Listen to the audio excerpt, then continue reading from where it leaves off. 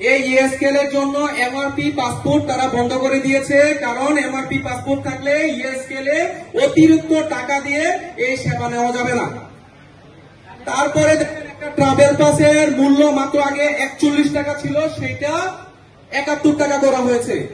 তারা হচ্ছে যে এই ইএসকেএল এর সেবার নামে তারা হচ্ছে যে এই ই পাসপোর্ট করানো হয়, এই পাসপোর্টের বাবদ 100-150 টাকা বেশি নেওয়া হচ্ছে। তারপরে আপনার তথ্য পাচারকারী হচ্ছে। আর আমরা শেখ হাসিনার কোন প্রতিষ্ঠান এখানে বহাল থাকুক সেটা চাই? আমরা চাই? আমরা চাই না। আমরা চাই হাইকমিশন তারা আরো লোকবল বাড়িয়ে, দরকার হলে আমাদের থেকে অতিরিক্ত ফি নিয়ে তারা পরিপূর্ণভাবে তথ্য সিকিউরিটির মাধ্যমে আমাদেরকে সেবা দিবে। আমাদের এমআরপি পাসপোর্ট আবারও চালু করতে হবে যতক্ষণ পর্যন্ত এটা সমাধান না হয়। আমরা হচ্ছে প্রবাসীরা 16 বছর ভোট দিতে পারি নাই। আমরা চাচ্ছি যে আমাদের ন্যাশনাল আইডি কার্ডটা ভোটাধিকার ব্যবস্থা এখানে করা হোক। আমরা চাই কিনা? আমরা সবাই চাই কিনা? আমরা ভোট দিতে চাই কিনা?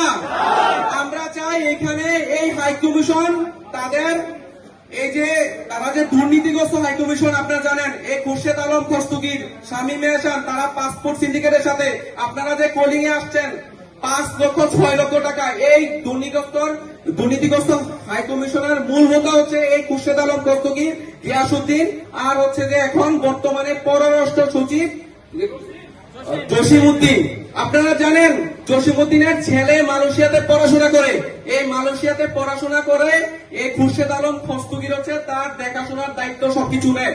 তার জন্য এই দুর্নীতিগ্রস্ত একজন অফিসারকে এখানে বহাল তবিয়তে আছে।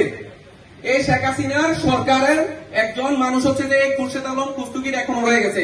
আপনারা কি তার প্রত্যাহার চান? আপনারা কি চান পরিপূর্ণভাবে সেবা আপনারা পান?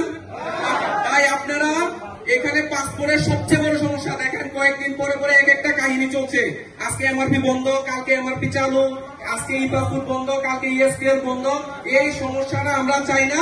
আমরা চাই পরিপূর্ণ একটা সেবা হোক, যেন আমরা অন্যান্য দেশে দেখেন আপনি হচ্ছে দেখেন হচ্ছে যে ভারত, পাকিস্তান একদিনে 2 দিনে পাসপোর্ট দিয়ে দেয়। কারণ হচ্ছে যে ওদের দেশের সিস্টেম ভালো, ওরা পাসপোর্টের প্রিন্টিং মেশিন হচ্ছে যে হাইকমিশনের মধ্যে বহাল রাখে। কিন্তু আমাদের 15 লক্ষের অধিক মানুষ আছে, কিন্তু তাদের এই দুর্নীতির কারণে তারা এখানে একটা প্রিন্টিং মেশিনও রাখে না।